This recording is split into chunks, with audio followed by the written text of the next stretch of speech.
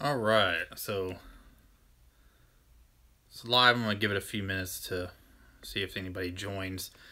But this is actually a continuation of a series I started like 2 or 3 years ago, and basically I just call it Chattaway Live, where I just come up here and talk to you guys about whatever comes to my mind. You guys ask questions during.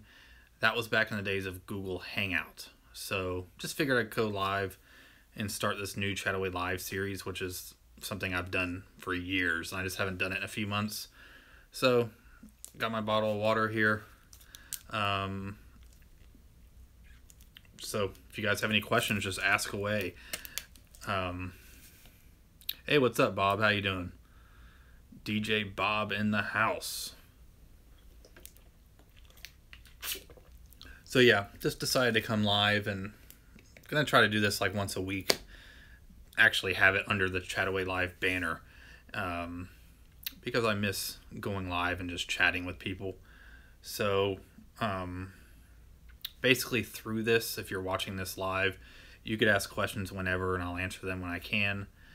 And just gonna kind of talk about whatever comes to my brain.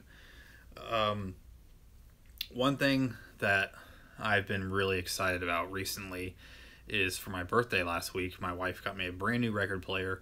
So I have been pulling out all my old vinyl. I bought a lot of new vinyl, and I have been having fun listening to the music. And yeah, I really, really love vinyl in general, and I always have. But my record player I had before that, before my new one, has been messed up, I guess you could say.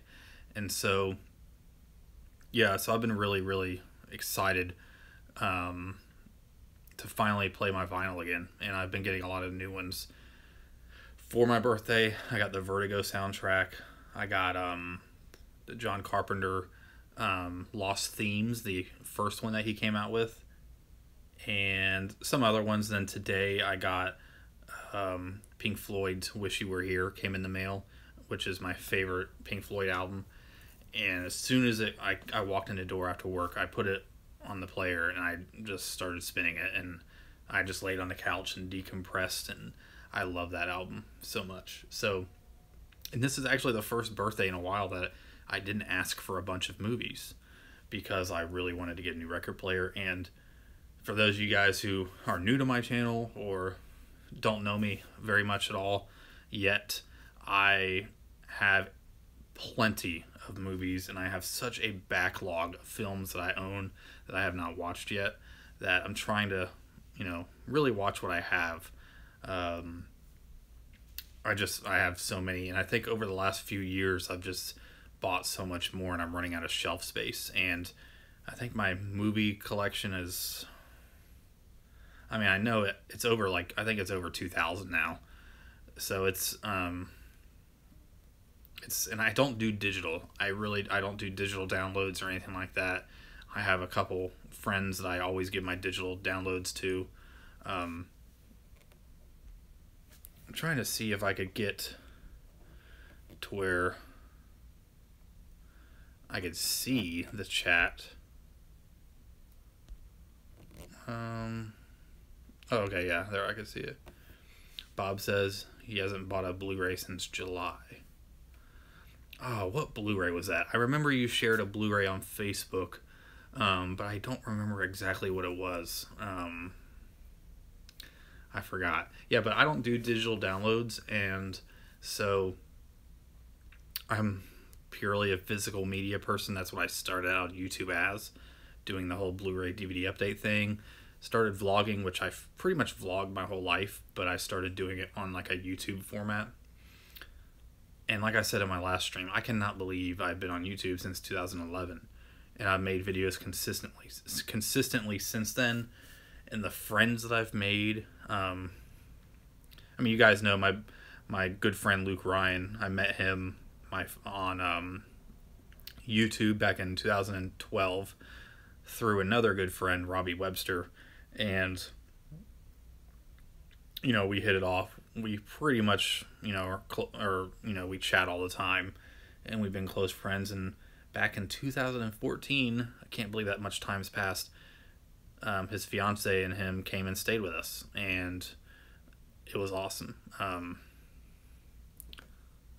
Owen says, hey, Blade Runner seems to be getting good early reviews. Excited, nervous? I am extremely excited about the new Blade Runner. Love the filmmaker, and I've pretty much loved every film of his that I've seen. I've, starting with Prisoners onward. I haven't seen anything that he did before that, but, Prisoners, Enemy, I loved. And, of course, Arrival. So I'm really looking forward to the new Blade Runner just because, I'm a huge Blade Runner nerd, but I'm very happy to know that it's getting great early reviews.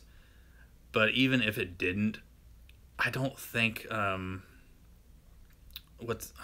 always mispronounce the filmmaker's name, but I know his name's Dennis. And it, like Villeneuve or something like that. I forgot how you pronounce it. But he has never let me down. And so I think that visually it looks spectacular. And what's the cinematographer's name? Is it Roger Deakins? He is so phenomenal, and they're already saying give him an Oscar already. But yeah, I'm really looking forward to seeing Blade Runner. Bob says, I want an Outsiders Criterion release with both cuts. I am with you on that. I love Francis Ford Coppola. The Godfather and The Godfather Part 2 are like my favorite films of all time. They've been since I was in elementary school. I love The Conversation. I love, Apocalypse Now. Great films. And I have always liked The Outsiders. But when Francis Ford Coppola came out with his extended cut, which as a film is not that bad, what I don't like is the fact that he changed the music. His score that was in the film before worked great, and now like the music is just so jarring, and I wish you could still get the old cut, at least as an option. And I think it'd be cool if Criterion did a Criterion of it one day.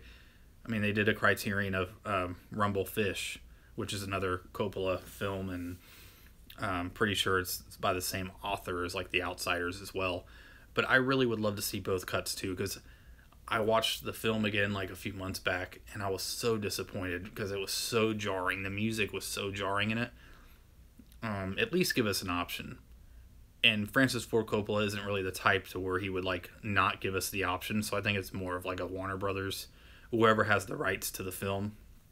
It's not like a George Lucas thing, where he's just holding on to the special editions as the definitive cuts.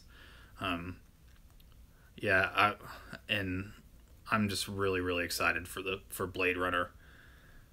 But there's a lot of movies that I feel like have cuts that are maybe superior to the others. I mean, another film that has so many cuts, speaking of, is Blade Runner.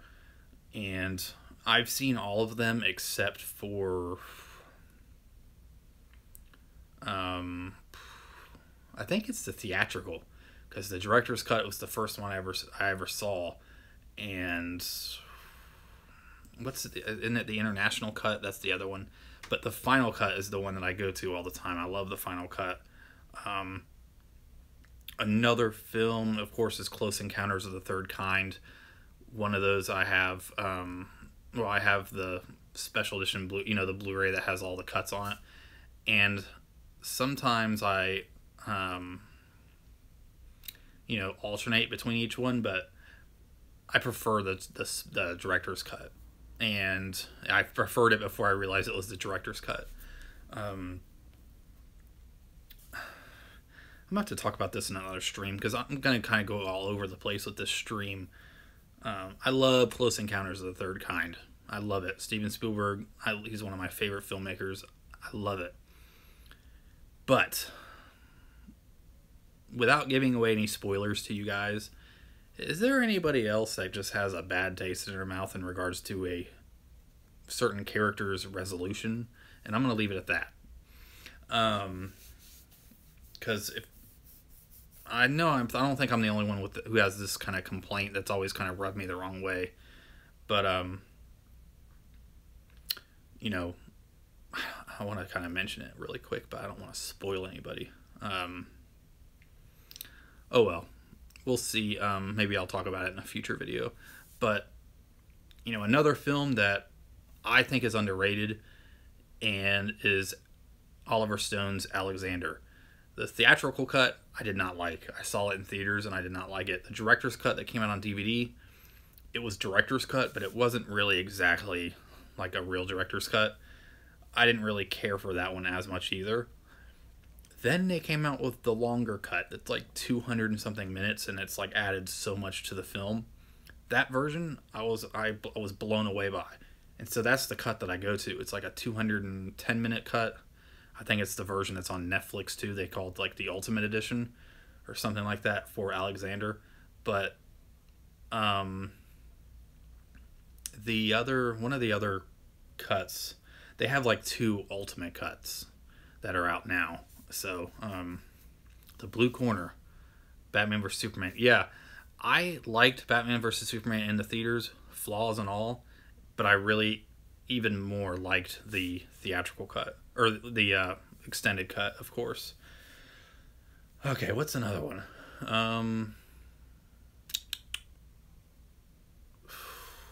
Let's see. What are some other movies that have...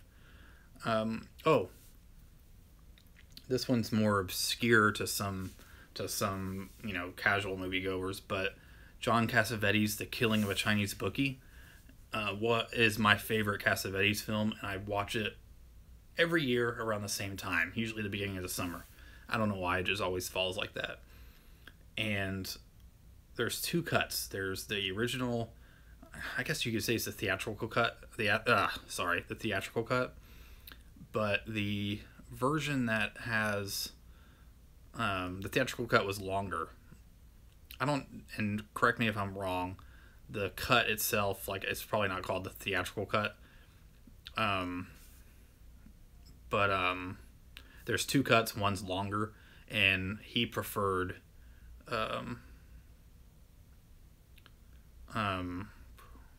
sorry, I'm like reading the comments too. I'm gonna get back to the comments in a second. But the theatrical cut was longer, like I think like 30 or 45 minutes longer, and Cassavetes is known for like having his actors like improvise and lets them improvise, and it can be boring depending on what kind of actor it is and who it is or what kind of director it is. But I love his films, and even the ones that kind of just like linger on with no particular plot at some point, so he just lets the actors improvise. There's 2 cuts of Killing of the Chinese Bookie. One of them is the one I prefer, which is the original cut, and that is, it's longer and it has more character development. Not just necessarily development, just you're there with the character while he's walking down the street, while he's getting ready for work, that kind of thing. It's so many extra improvised scenes. And then Cassavetes recut it later, and I actually prefer the original cut, not his director's cut. But there's still a little bit of controversy based on what cut he prefers. All right, so let's go back to the comments. I have my phone on a stand, so. All right, so yeah, Blue Corner says T2. Yeah, with James Cameron films, I always, and I know I'm not in the minority, I always prefer the director's cuts. Or the the extended cuts. All right, so we have any fans of westerns. I am a huge western fan. That's actually one of the genres when I was a kid that I fell in love with, that and war films that got me into movies. And so I love spaghetti westerns, obscure spaghetti westerns. I love John Wayne movies, Clint Eastwood movies. If it's a western, I'm there. Even if it's, considered bad. I mean, I even like some really low budget silent era westerns. I just like the whole setup for western films. I'm trying to think, is there really one that I've seen that I haven't? I mean, I haven't seen all of them. Of course, it's hard to see every single kind of movie in a genre. I'm trying to think if there's really one that I didn't like. I guess I could get a little bit more controversial with this, but The Wild Bunch is a film, directed by Sam Peckinpah. Legendary in terms of the violence and how it handles violence in the Western genre in particular. It's a lot darker. That is a film that I loved when I first saw it, and And I mean, I loved it. I loved it when I first saw it. But with every viewing, which doesn't really happen with me all that often, it I find it harder to watch. Not necessarily because, like, I don't know, maybe it's because I don't really feel for any of these characters. So, like, whenever they've made sacrifices, and even that big ending, it doesn't really affect me like it used to. And for some reason, that's just a film that the more I've watched it, the more I just didn't care for it as much. Even though the first time I saw it, I loved it. I mean, I have it on Blu-ray, I have it on DVD, I even have it on VHS. Like, I used to love it. Now I just kind of like it, and I watch it probably like every couple of years, if that, if I'm really in like a Western mood. Another Western that you could kind of get into with the cut situation in terms of different cuts. It's considered a Western. It's also considered, it was considered at one time to be one of the worst movies ever, and that was Michael Cimino's Heaven's Gate, which is a film that he did about the Johnson County War, a real thing that happened. The government was basically saying it was okay for, land grabbers and ranchers to grab land from, immigrants and kill them. And all, it's crazy. Just look it up. Johnson County War. Just Google it and read about it. It's crazy. Well, Michael Cimino was fresh off his success with The Deer Hunter, which swept the Oscars. And he had basically an unlimited budget. United Artists gave him a limited budget, and he went crazy. The making of the film is so notorious for his overspending and craziness. Look it up. That's another interesting thing that that's was always really so. Like, for so long, the movie has actually like been considered like one of the worst movies ever. It was in theaters for like a week before they pulled it. United Artists, because they spent so much money on the movie, they ended up being bankrupt, and they were bought by another company. So United Artists, as we know of now, they're owned by another company, but before Heaven's Gate, they were like their own thing. And Cimino never really recovered. Now, Criterion came out with his original cut, and that's one of the main reasons, is that the distributors, I forgot who they were, it may have been United Artists, they cut the film down so much that it was basically like an hour and a half of bare bones of the movie, and the movie was actually like 4 hours long. Criterion came out with a new restoration of it a few years back. I have a video showcase of it here on my channel, but it's like a 4-hour cut, and oh my gosh, it's one of my favorite movies now.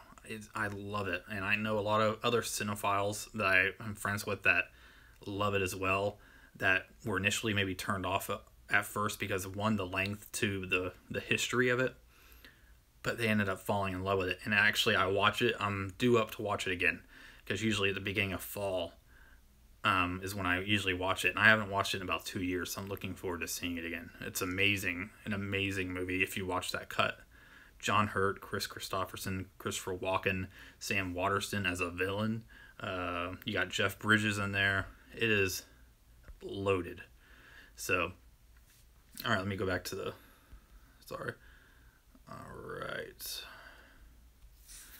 Out of 10, rate Dunkirk. Well, I hate to say it. I have seen every Christopher Nolan movie in the theaters opening weekend, but because of work and some stuff that was going around the time that the film came out, I did not get to see it in theaters, and I'm still waiting for it to come out on Blu-ray so I could see it. I hate to even say that. I literally have seen every Christopher Nolan movie in theaters opening weekend since Insomnia. So, and I really wanted to see it, and every time I wanted to go see it, it just didn't work out. I got called into work or something like that. And I was going to see it with a bunch of people too. We were going to go see it, and the plans just kept falling through. Owen asks, what would you recommend as an intro to Cassavetes? For me, I think you should just go with Woman Under the Influence, because of the fact that the movie's so acclaimed and so, like, not groundbreaking. It's not really groundbreaking except in terms of acting, but it is more straightforward in terms of a plot, basically about you're watching this honest look at a marriage and a couple that's getting through a very hard part in their relationship, including the wife, who kind of has some very very strong mental issues in regards to she's kind of unstable, and that's kind of the plot, and it's more straightforward, but it is an amazingly acted film. Another film that I think is actually pretty accessible, even though you wouldn't even think about it when you're watching it, really, because it has a lot of that improvising stuff that he does with it, but it's Shadows, and like one of Cassavetes' first films that or it's at least in the Criterion set of Cassavetes' films. And basically it's about an African American who dates a light-skinned African American woman, and it's about the issues that come up with that between his friends thinking that he's dating somebody who's basically white, and her family. I mean, it's. I just heard something. It hit all those right notes about social issues at the time, and really, you could relate to it to this day. And the movie has like a really good jazz background music, because it takes place in like bars and stuff, and it has a great jazz soundtrack, which technically it's not really a soundtrack that you would think of it these days, because it's really just the music that's in the film, like in the rooms that the characters are in. But let me go back to the questions or the comments. All right, favorite family film, Willy Wonka, etc.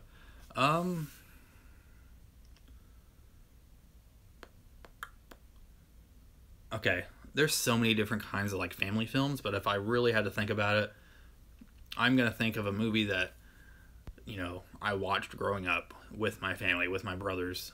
Before we were at that age where we could really watch whatever we want. I would have to say, I mean, obviously Willy Wonka, but if I want to just kind of go ahead and take a different route instead of saying something that's big, we watched the Goonies and stuff a lot. But one thing that I guess you could say is a family film that we watched a lot, me and my brother did, was Flight of the Navigator, which is a film that me and him both love. We still talk about it to this day, even joke around a little bit about it. And so I have it on VHS and I have it on DVD. So, all right, how long has this been going? 22 minutes? Wow. Yeah, I've been wanting to get back into doing some of these live Chattaway live streams, and some will be better quality. I'll actually have my 1080p webcam, and I'll have everything set up. But this is just me. I was literally just downstairs, and I was like, you know what? I feel like I'm gonna go upstairs and just do a quick live stream. Just finished eating dinner, so it was fun. I really enjoyed coming here to do this, and I might keep it going until about maybe between 25 and maybe 30 minutes. But you guys have any more questions? Keep asking them if you have some more questions. I'll be here all week. I'm just joking. I won't be here all week, but yeah. So ask away. Let me take a drink break.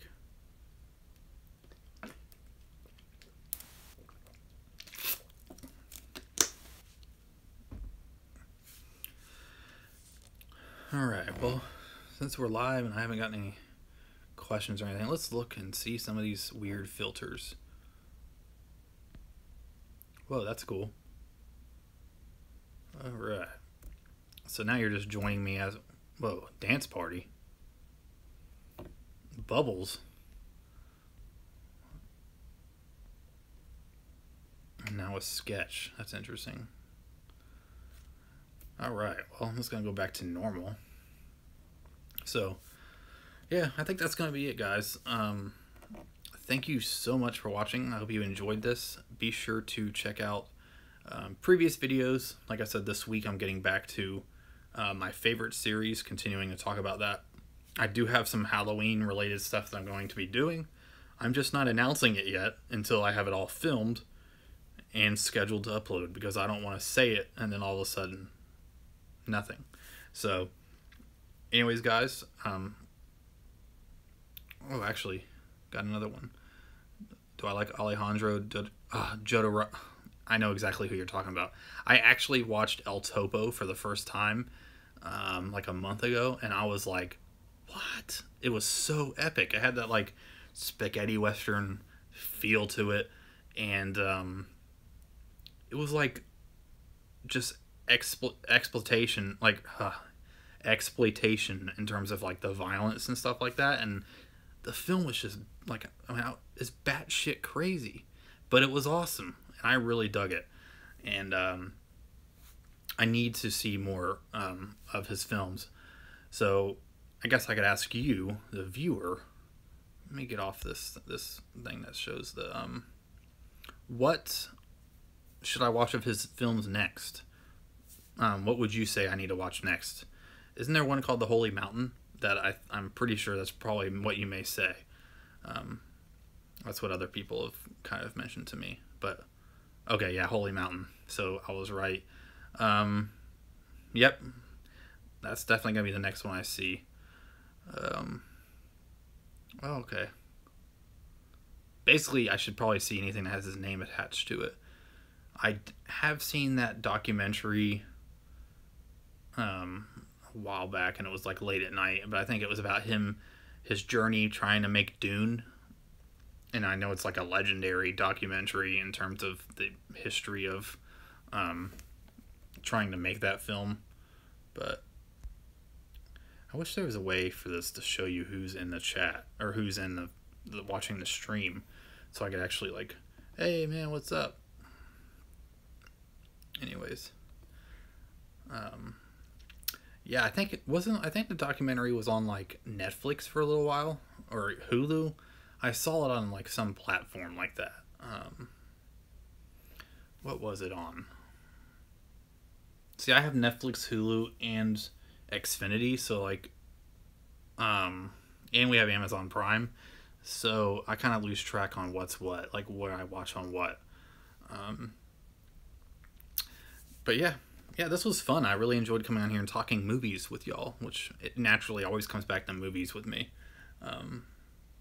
Yeah, so, got a bunch of movie videos starting up again, and I'm thinking about doing some more creative vlogs again, because like I said, I was burnt out because of my daily vlog channel that I had for over 300 days, and I miss doing a good high quality vlog of like a educational or historic nature.